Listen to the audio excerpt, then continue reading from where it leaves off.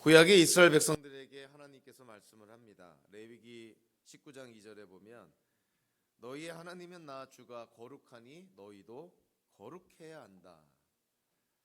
하나님께서 거룩하시니 하나님의 백성들, 하나님의 자손들도 거룩해야 된다는 것을 강조합니다. 예수님께서 산상수훈에서 이렇게 말씀합니다. 그러므로 하늘에 계신 너희 아버지께서 완전하신 것 같이 너희도 완전하여라. 우리가 믿는 또 우리의 신앙 고백의 대상이 되시는 성부 하나님께서 완전하시니 성도들도 완전해야 된다는 것을 강조합니다. 사도 바울은 고린도 교회 성도들에게 예수 그리스도를 따르는 또 예수 그리스도를 섬기는 사도 바울 자신을 언급하면서요, 여러분은 나를 본받는 사람이 되십시오. 누군가를 인격적으로 안다는 것은 그분을 닮아가고자 하는 마음이 있는 것이고 또 그분의 삶을 반영하는 그러한 삶을 추구하겠다라는 측면이 또한 담겨져 있습니다. 아는 것과 그 아는 것의 기초에서 된다는 것은 이거는 개념적으로는 구분이 되지만 결코 분리되지는 않는다는 것이죠. 우리가 하나님을 아는 것과 또 예수 그리스도를 아는 것과 하나님을 닮아가는 삶, 예수 그리스도를 따라가는 삶은 결코 분리되지가 않습니다. 사도 베드로가 오늘 말씀을 통해서 이미 앞절에서 하나님을 아는 지식, 예수 그리스도를 아는 지식이 얼마나 중요한지를 강조하고 오늘 본문에서 다시금 예수 그리스도를 아는 지식이 얼마나 중요한지를 강조하면서 결국 예수님을 아는 지식, 곧 하나님을 아는 지식은 우리로 하여금 하나님의 성품을 닮아가는, 즉 하나님의 성품을 지니는 그러한 삶을 살도록 우리를 이끌어 간다는 것을 강조합니다. 즉 우리가 아는 것과 즉 우리의 지식과 그리고 그 지식에 기초한 우리의 삶은 결코 모순돼서도 안 되고 분리돼서도 안 된다는 것이죠. 오늘 본문을 3절 4절을 헬라어 성경을 들여다보면 아주 중요한 부분마다 하나의 전치사, 동일한 전치사가 3번이나 등장을 합니다. 즉 수단을 가리키는 어떠한 전치사인데요, 무엇으로 말미암아라는 뜻을 담고 있습니다. 그래서 3절 4절에서 3번이나 그 전치사가 사용하면서 우리가 그를 알므로 말미암아 이렇게 말씀하고 있고요. 둘째로는 4절 전반부에 이 영광과 덕으로, 사실 영광과 덕으로 말미암아 이런 의미입니다. 그리고 세 번째로 4절에 또 한 번 나오는 것은 이 약속들로 말미암아, 즉 이러한 것들로 말미암아 하나님께서 우리에게 무엇인가를 주셨다. 또 무엇인가를 목적을 위해서, 어떤 목적을 위해서 이러한 수단들을 우리에게 허락해 주셨다는 것이죠. 우리가 그를 알므로 말미암아, 그 영광과 덕으로 말미암아, 그리고 그 약속들로 말미암아 하나님께서 우리에게 주시고 우리로 하여금 어떤 사람이 되게 하시고자 하는 목적을 우리에게 가르쳐 주셨다는 것입니다. 첫째로 3절에 보면 사실 이 세번역 성경의 번역이 좀 아쉬운 부분이 있는 것이 상당히 이렇게 좀 많이 좀 나눠서 이렇게 번역을 했는데요. 이 3절의 그 후반부부터 보면 우리가 그를 알므로 말미암아, 그리고 마지막에 하나님은 우리를 부르셔서 그의 영광과 덕을 누리게 해주신 분이십니다. 이렇게 좀 나눠서 번역을 했는데 사실은 한 문장으로 우리가 이해를 할 필요가 있습니다. 그리고 실제로 헬라어 성경에서는 이것이 나누어져 있지 않고 쭉 이어져서 있는 그런 헬라어 문장인 것이죠. 그리고 여기서 그라고 표현된 것이 우리 세번역 성경에서는 하나님으로 묘사를 했지만 앞에 문맥을 우리가 염두에 두고 바라보면 여기서 그는 하나님이라는 표현보다는 오히려 예수 그리스도라고 이해하는 것이 보다 바람직하다고 볼 수가 있습니다. 이미 1절과 2절에서 사도 베드로는 얼마나 예수 그리스도를 강조하는지 모릅니다. 이 짧은 구절 안에 여러 번에 걸쳐서 예수님을 언급을 합니다. 예수 그리스도의 종, 예수 그리스도의 의, 그리고 예수의 지식, 이렇게 말씀을 하면서 오늘 본문을 이어나가는데요. 그래서 3절에서 세 번역에서는 나누어서 번역을 했지만 이거를 묶어서 헬라어 성경을 기초해서 번역하면 다음과 같이 번역이 됩니다. 자신의 영광과 덕으로서 우리를 부르신 예수님의 지식으로 말미암아. 예수님의 영광과 덕으로 우리를 부르신 그 예수님을 알아감으로 말미암아, 즉 예수님의 지식으로 말미암아, 이런 것입니다. 그러니까 예수님이 어떠한 분이시라고 지금 우리에게 말씀하고 있냐면 영광과 덕으로 우리를 부르신 분이다, 이렇게 말씀을 합니다. 여기서 불렀다라고 번역된 이 단어가요, 사실은 단순 과거형 형태입니다. 그러니까 이것은 뭐 계속 반복적으로 일어난다는 것도 아니고 미래에 일어난다는 의미가 아니라 과거에 한 번 일어났다는 거예요. 예수님이 우리를 부르셨다. 세번역 성경처럼 혹은 하나님이 우리를 부르셨다는 거예요. 한 번 부른 이 사건이 그 자체로 완성을 의미한다는 것이죠. 하나님은 혹은 예수님은 우리를 부르셨고 그 부르심에는 후회함이나 실패함이 없다는 것이죠. 베드로후서 1장 1절부터 11절까지가 사실은 종말의 구원, 최후의 구원에 대한 말씀인데요.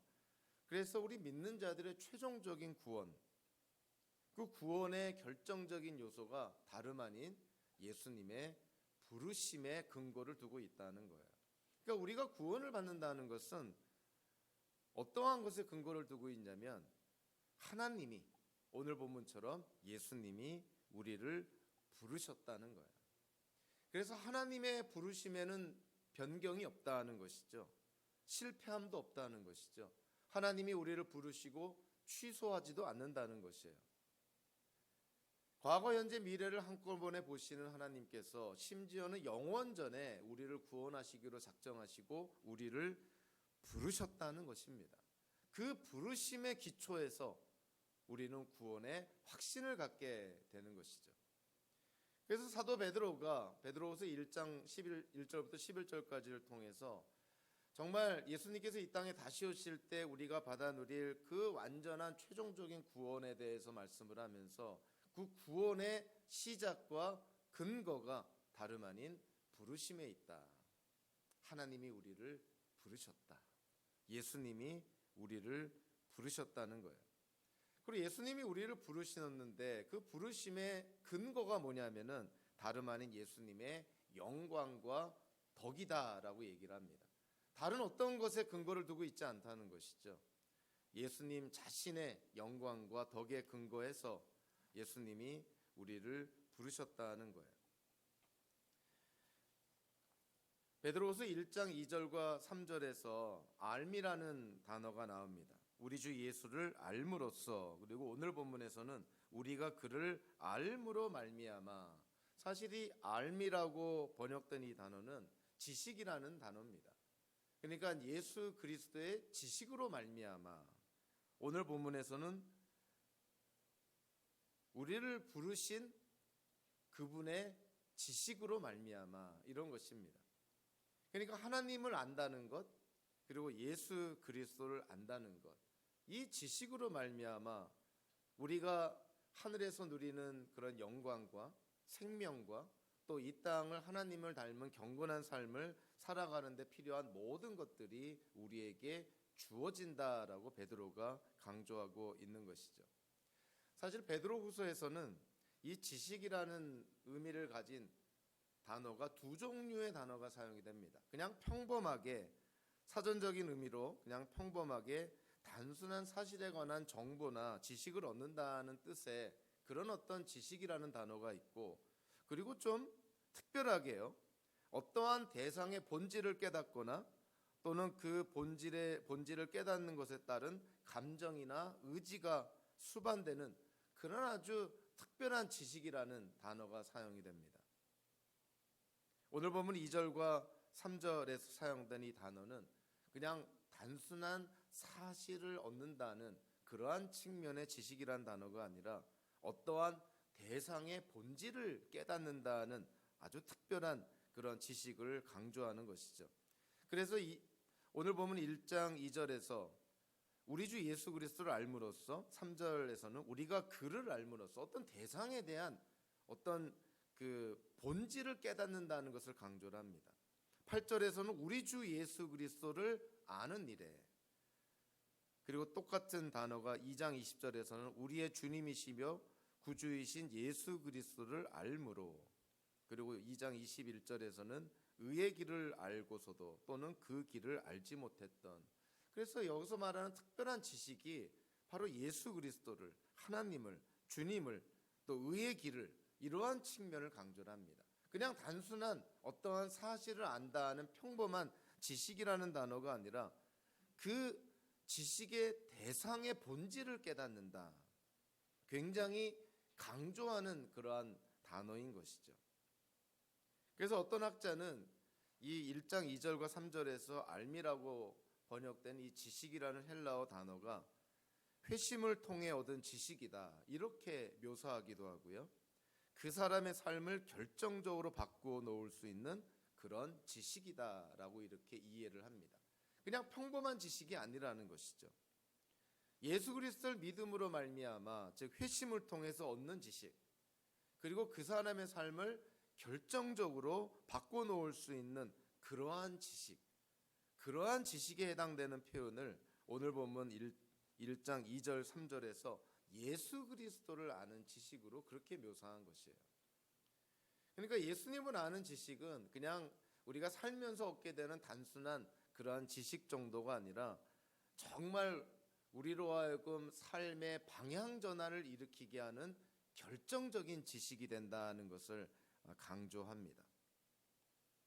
자, 이런 의미에서요, 하나님을 안다든가 또는 예수 그리스도를 안다든가 오늘 본문처럼 우리를 부르신 자를 안다는 것은 그냥 그것이 단순한 지식으로 그치는 것이 아니라 하나님을 아는 지식, 우리를 부르신 예수 그리스도를 아는 지식은 우리를 변화시킨다는 것이죠. 우리의 존재를 변화시킨다. 그래서 하나님을 알고 예수 그리스도를 아는 지식이야말로, 정말 생명력 있는 지식이야말로 우리를 변화시킨다는 것이에요. 그래서 사도 베드로가 강조를 합니다. 여러분들이 갖고 있는 예수님에 대한 지식이 참된 지식이라면 여러분들은 변화할 수밖에 없습니다. 그거를 부정적으로 얘기하면, 만약에 변화하지 않는 지식이라고 한다면 그것은 가짜 지식입니다. 세상에 평범한 지식을 우리가 많이 쌓아도 이런저런 변화를 우리가 겪게 되는데, 하나님이신 예수 그리스도에 대한 지식을 우리가 갖게 된다면 우리의 삶에, 우리의 성품에 변화가 일어나는 것은 너무나 당연한 것이 아니냐. 살아있는 지식은 우리를 변화시킨다는 것이에요. 그래서 아는 것과 변화하는 것, 되어지는 것, 이것은 결코 분리돼서 생각할 수가 없다는 것이죠. 하나님을 안다는 것은 하나님을 닮아가는 삶으로 변화된다는 것이죠. 그래서 성경은 우리에게 분명하게 얘기를 합니다. 하나님을 아는 것이 중요한데 아는 것으로 그치는 것이 아니라 하나님을 알므로 말미암아 하나님을 닮아가게 되는 것이죠. 또는 하나님께서 그렇게 명령을 합니다. 내가 거룩하니 너희도 거룩해야 된다. 예수님도 말씀합니다. 하나님 아버지께서 완전하시니 너희도 완전해야 된다.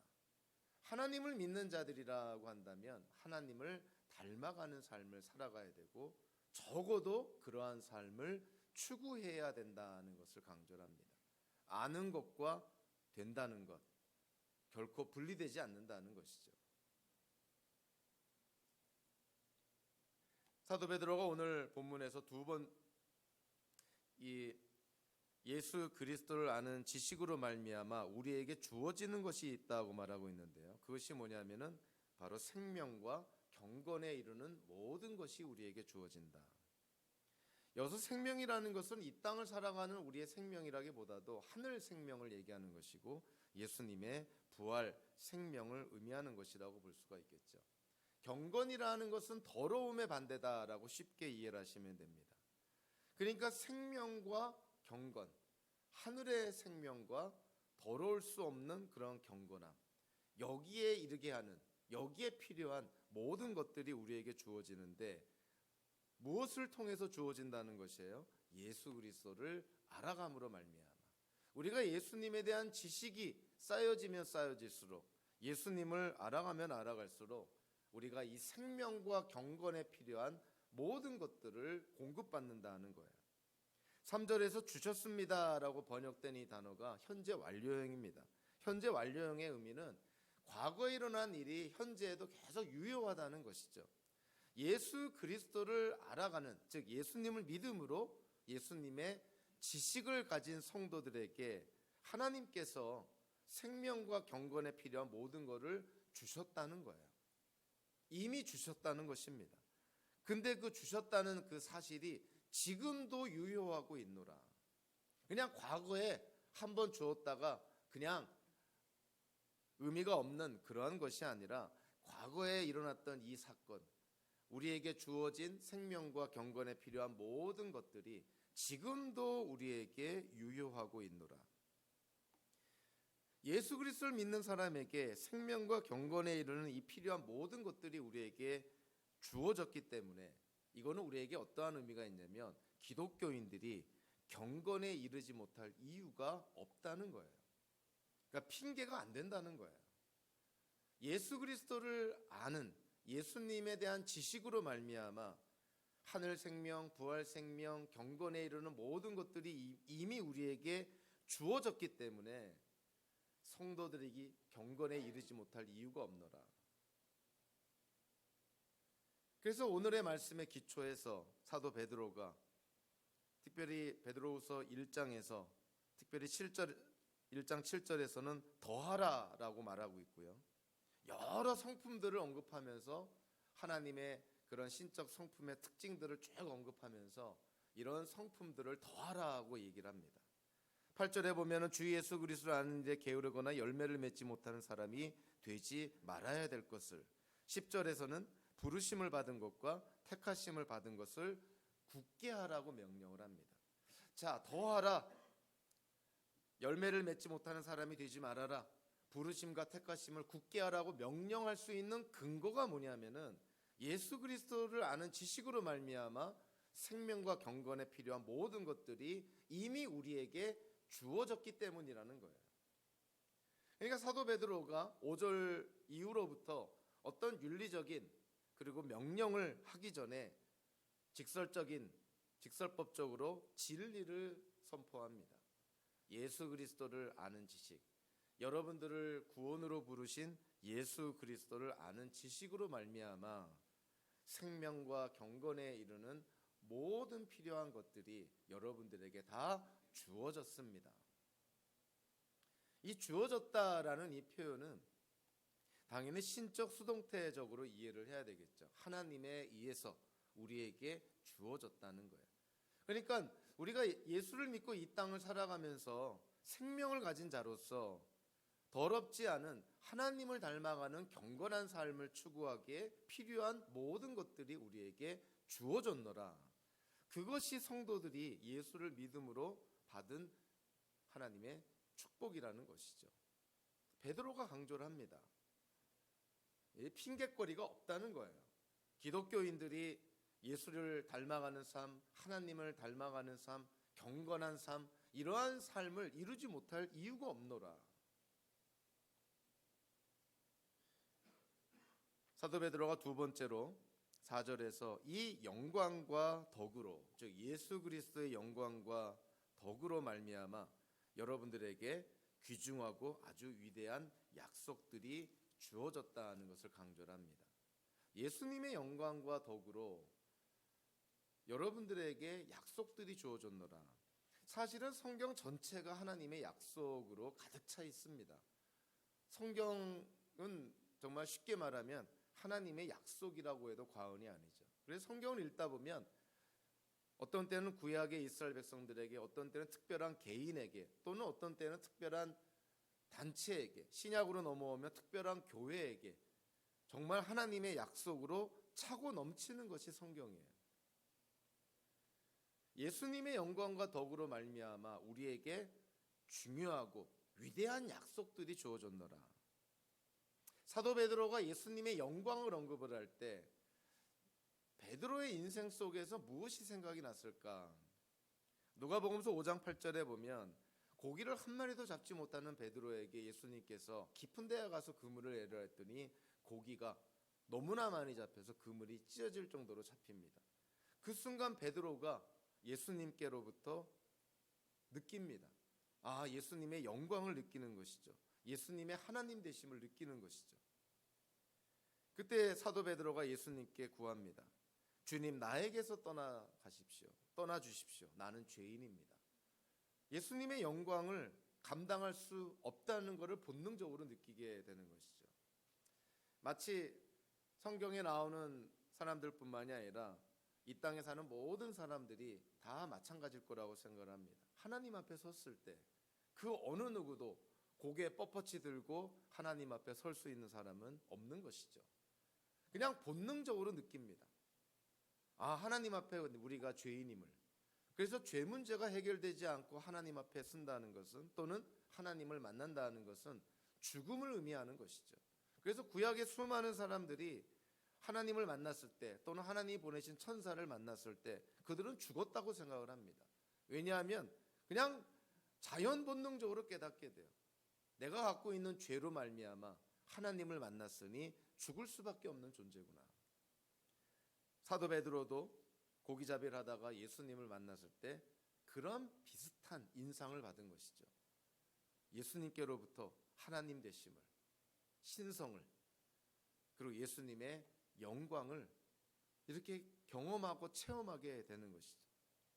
그래서 그 예수님의 영광을 감당하지 못하니 예수님, 저에게서 떠나가 주십시오. 감당하지 못하겠습니다. 저는 예수님께 죄인일 수밖에 없습니다. 이렇게 말하는 것이죠. 베드로후서 1장 17절에서도 언급을 하겠지만 베드로가 예수님의 영광을 생각할 때 당연히 생각나는 하나의 대표적인 사건은 변화산에서 영광스럽게 변화된 예수님의 모습인 것이죠. 베드로는 개인의 어떤 경험적인 경험을 통해서 또 변화산에서 영화롭게 변화된 예수님의 모습을 생각하면서 예수님의 영광이라는 표현을 썼을 것입니다. 그러나 사도 베드로의 경험뿐만이 아니고요. 사실은 사도 요한도 요한복음서 1장 14절에서 이렇게 말합니다. 예수님을 묘사하는데요. 그 말씀은 육신이 되어 우리 가운데 사셨다. 우리는 그의 영광을 보았다. 그것은 아버지께서 주신 외아들의 영광이었다. 그는 은혜와 진리가 충만하였다. 사도 요한이 언급한 예수님의 영광은 과연 무엇이었을까? 그것은 예수님의 삶 자체였다는 것이죠. 예수님의 삶을 바라보니 예수님의 삶에서 예수님의 영광을 발견하게 되는 거예요. 이 사도 베드로는 어떤 특정한 사건을 통해서 예수님의 영광을 기억했다면 사도 요한은 예수님의 삶에서 예수님의 영광을 발견하게 됩니다. 내가 예수님의 영광을 보았다. 어떤 특정한 사건을 의미하는 것이 아니에요.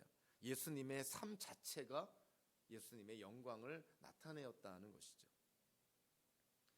베드로는 예수님의 영광과 덕으로 말미암아 우리에게 위대한 약속들이 주어졌다고 말합니다.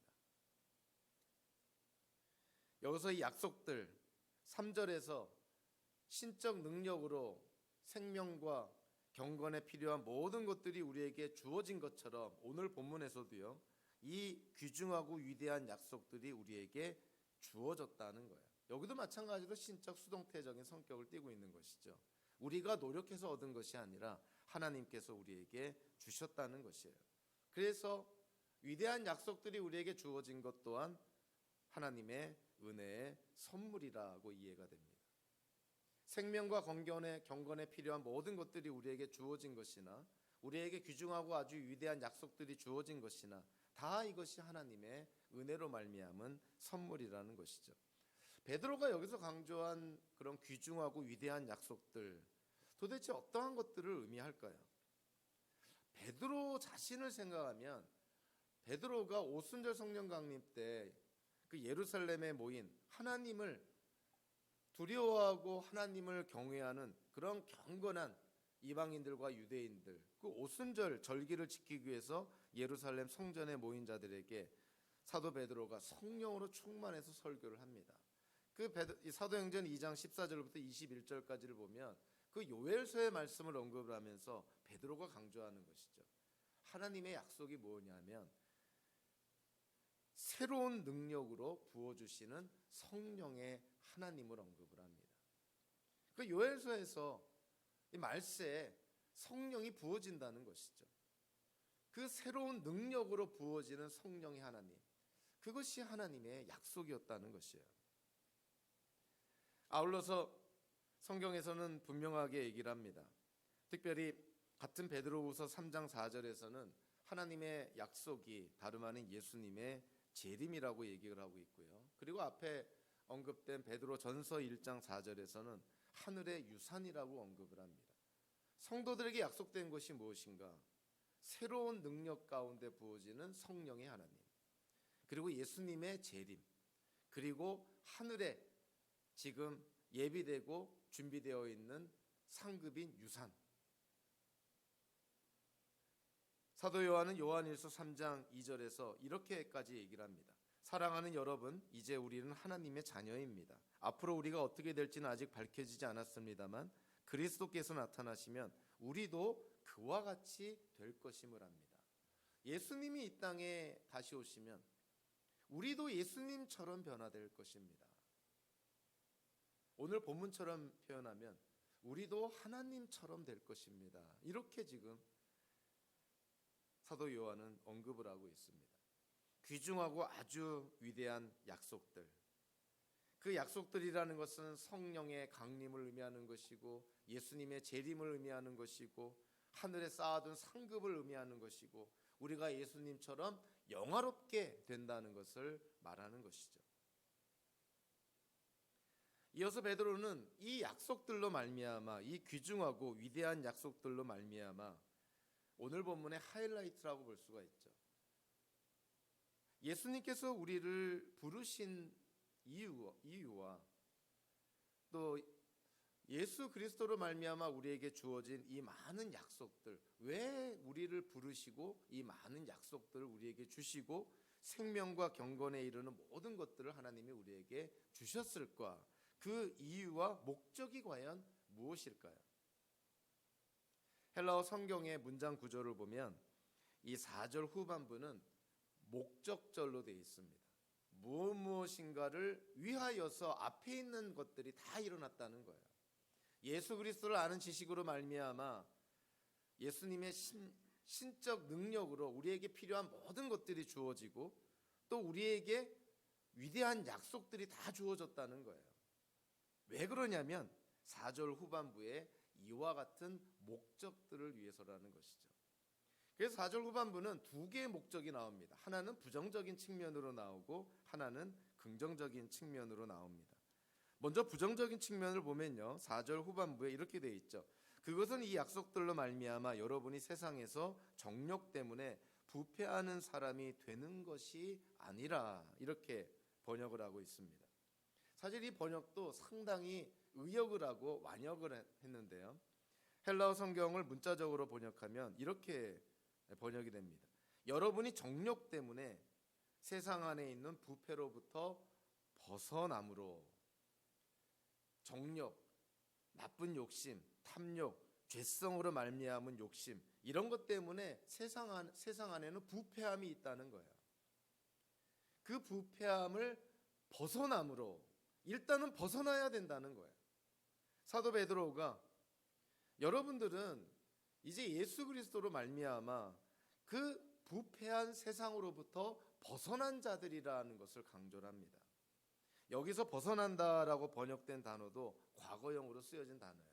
여러분들은 이미 그 세상의 부패함으로부터 벗어났습니다. 자, 그러니까 사도 베드로가 예수님의 그 신적 능력으로 여러분들의 생명과 경건에 이르는 모든 것들이 주어지고 또 여러분들에게 그 귀중하고 위대한 약속들이 다 주어졌는데 그 이유와 목적이 뭐냐면 여러분들로 하여금 세상의 부패함으로부터 벗어나게 하기 위함입니다. 결과론적으로는 여러분들은 이미 벗어났다는 거예요. 예수님이 우리를 부르셨다라는 것도 과거적으로 한 번 일어난 사건이죠. 오늘 본문에서 정욕으로 말미암아 세상에 있는 부패함으로부터 여러분들이 벗어났다는 것도 과거적으로 쓰여집니다. 성도는 하나님께로부터 부름받은 자들일 뿐만이 아니라 이 세상의 부패함으로부터 벗어난 자들이라는 거예요. 그냥 발을 밖으로 옮겼다 이런 측면이 아니라 피하다라는 뜻이에요. 어떤 위험에서 피하다, 불난 집에서 뛰쳐나온다 이런 뜻입니다. 그러니까 인간의 그 죄성으로 말미암은 정욕 때문에 세상 안에 놓여 있는 그 부패함으로부터 우리 성도들은 뛰쳐나온 자들이라는 거예요. 그것을 지금 베드로가 강조를 합니다.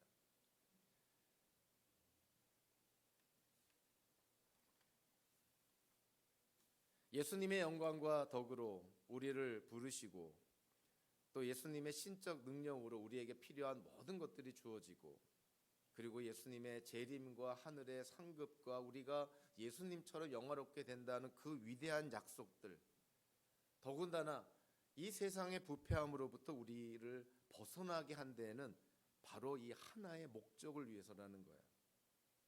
그것이 뭐냐면 4절에 오늘 세번역 성경의 표현대로라면 하나님의 성품에 참여하는 사람이 되게 하시려는 것입니다. 이것이 앞에서 언급한 모든 것들이 주어진 목적이라는 거예요. 그리고 헬라어 성경에 보면 아주 명백하게 나옵니다.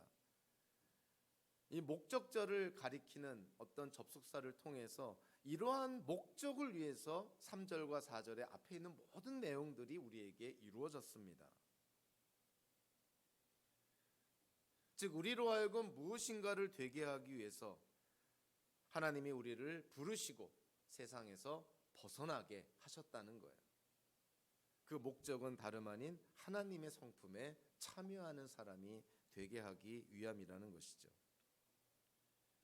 하나님의 성품이라고 번역이 됐지만 직역하면 신적 성품입니다. 앞에 신적 능력과 같은 단어를 사용하고 있죠. 신적 성품에 참여하는 자, 참여하는 사람이 되게 하기 위해서 3절과 4절에 그 모든 것들이 우리에게 주어지고 그러한 일들이 일어났다는 것이에요. 자, 성품이라는 단어는 이 사전적인 정의가 타고난 본성이라는 것이죠. 그럼 이 성품이라는 것은 뭘까요? 신적 성품이란 하나님께로부터 나서 하나님께 속한 영적 생명을 전제로 하는 표현인 것이죠.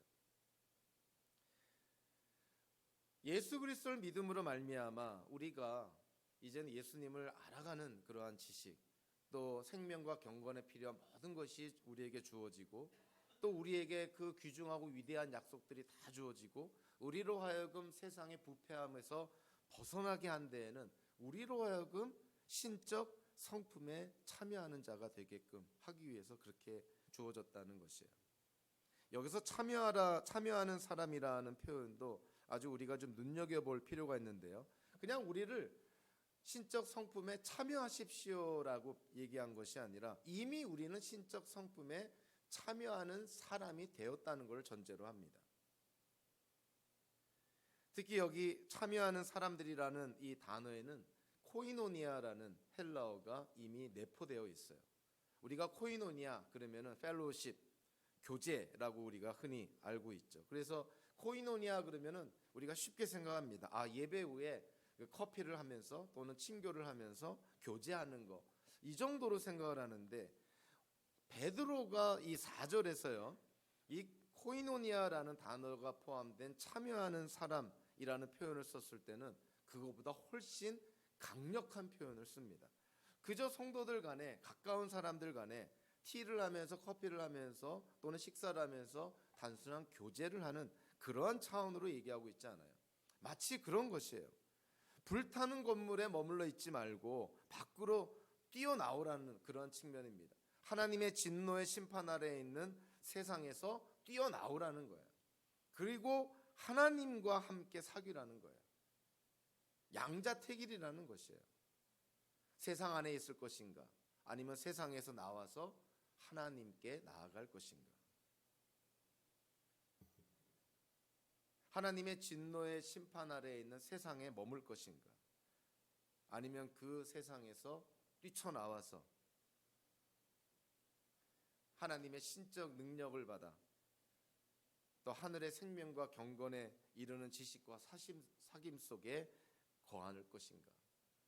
그러니까 우리에게는 양자택일의 그런 선택의 기로에 놓여 있다는 것이죠. 그리고 이 양자택일, 이 두 가지의 선택은 대립적이고요. 서로 분명하게 양립할 수 없는 거라는 거예요. 둘 중에 하나만을 택해야 되노라. 세상의 부패함에서 벗어나서 하나님의 그런 성품에 참여하는 사람이 될 것인가? 아니면 계속해서 하나님의 진노 아래에 있는 그런 세상에 머물 것인가? 사도 베드로가 이 참여하는 사람이라는 표현을 통해서 사실은 이 성도들을 격려하고 경고도 하면서 확신도 심어줍니다. 여러분들은 이미 예수 그리스도를 믿음으로 말미암아 하나님의 성품, 신적 성품에 참여한 사람이라는 것을 전제로 해요. 그래서 더욱 그러한 신적 성품에 참여하는 사람이 될 것을 촉구를 하는 것이죠. 신적 성품에 참여하는 사람이 될 수도 있다, 안 될 수도 있다, 이러한 차원에서 얘기하는 것이 아니라 성도들은 이미 하나님의 성품에 참여하는 사람이 되었노라. 그렇기 때문에 5절 이후로부터 사도 베드로가 강력하게 명령을 합니다. 여러 가지 신적 성품의 특징들을 언급하면서 이러한 성품들을 계속 더할 것을, 흔들리지 말 것을, 여러분들을 부르신 하나님의 부르심과 선택하심을 굳게 할 것을, 확실히 붙잡을 것을 강력하게 촉구를 하는 것이죠. 자, 이것이 불투명한 사실에 기초하는 것이 아니라 확고한 사실에 기초하고 있다는 거예요. 사도 베드로는 3절 4절을 통해서 이 베드로 후서를 읽고 있는 지금 거짓 교사들이 들어와서 공동체를 휘젓고 많은 사람들이 실족하고 있는 상황에서 베드로는 확신을 심어줍니다. 여러분들을 부르신 예수 그리스도를 아는 지식으로 말미암아 여러분들에게 필요한 모든 것들이 다 주어졌습니다. 여러분들에게는 약속까지도 다 주어졌습니다. 그리고 하나님은 여러분들을 그 세상의 부패함에서 벗어나게 해서 하나님의 신적 성품에 참여하는 사람으로 만들었습니다. 그러니까 앞으로 그러한 삶을 계속 추구해 나가야 됩니다.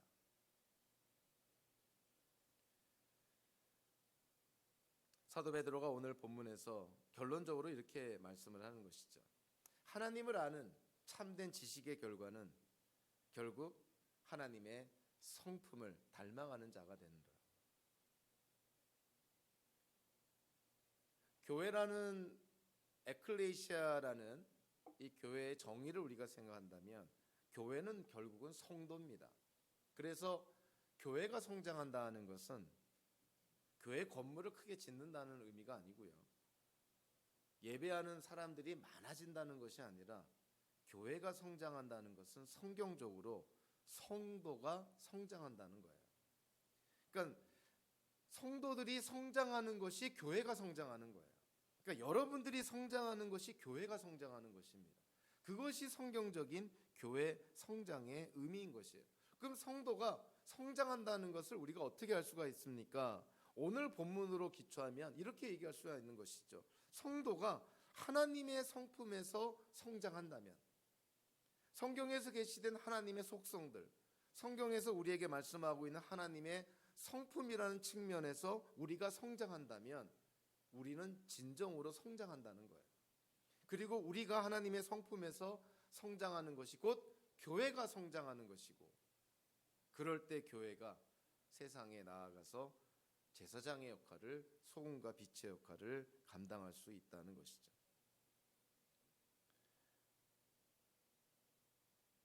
교회에서 강단에서 선포되는 하나님의 말씀이나 또 성경 공부나 양육 과정이나 또는 소그룹에서 청년대학부 조별 모임이든 또는 목장 모임이든 이 교회 안에서의 모든 어떤 액티비티를 통해서 결국 우리가 추구해야 될 것이 뭐냐면 성도들이 신적 성품에서 성장하고 자라나는 것입니다. 성경 지식을 많이 쌓았는데 하나님의 성품에서 자라나지 않는다면 그 지식은 죽은 지식이고 오히려 해가 되는 지식이고 우리를 교만하게 만드는 지식인 것이죠. 살아있는 참된 지식이라고 한다면 우리를 하나님의 신적 성품에서 성장하게 합니다. 저와 여러분들은 완전할 수도 없고요. 우리에게는 아킬레스건과 같은 너무나 연약한 부분들이 있습니다. 그러한 부분들도 잘 감싸줘야 되죠. 그럼에도 불구하고 우리가 예수 그리스도를 아는 지식, 하나님을 아는 지식에서 우리가 자라난다면 하나님의 신적 성품에서도 우리는 자라나야 마땅하다는 거예요. 정상적인 모습이라는 것이 무엇일까? 지식이 자라나면서 하나님을 닮아가는 모습도 자라나는 것입니다. 살아있는 지식은 우리를 하나님의 성품에서 자라나게 만든다는 것이죠. 베드로후서 1장 3절 4절은 사실은 한 문장이고요. 이 한 문장의 핵심은 결국 마지막에 나오는 이 목적 접속사로 이끌리는 그 목적절에 있는 것인데, 그 목적절에서 가장 강조하는 것이 뭐냐면 되게 하려고 한다는 거예요. 무엇이 되게 하려고 한다는 것입니까? 하나님의 성품에 참여하는 사람이 되게 하려고 하는 것. 그것이 오늘 본문의 하이라이트라는 거예요. 어찌 보면 저와 여러분들의 성도로서, 기독교인으로서 이 땅을 살아가는 우리의 인생의 최고의 목적이 되어야 되는 것이죠. 소리 문답에서도 인생의 목적이 무엇입니까? 하나님을 영화롭게 하는 것이고 하나님을 영원히 즐거워하는 것입니다. 하나님을 영화롭게 하고 하나님을 영원히 즐거워하기 위해서 전제가 되는 것이 무엇일까요? 성도의 성품이 하나님의 성품으로 변화되는 것 아닙니까? 내 성품, 이 세상에 속한 성품, 사람들이 생각하는 그런 성품이 아니라 성경에서 계시된 하나님의 성품으로 우리의 성품이, 우리의 성격이, 우리의 기질이 그렇게 바뀌어지고 변화되고 개선되는 것, 그것이 바로 하나님의 신적 성품에 참여하는 사람의 모습이라는 것이죠. 다시 한번 우리는 하나님을 아는 지식에서 자라나야 됩니다. 예수 그리스도를 아는 지식에서 자라나야 됩니다. 그리고 예수 그리스도를 아는 참된 지식으로 말미암아 우리의 성품은 하나님의 성품으로 닮아가야 됩니다. 저와 여러분들의 삶 속에서 아는 것에 그치는 것이 아니라 아는 것에 기초해서 되어지는 성도들이 되기를 주님의 이름으로 축원합니다. 기도하겠습니다.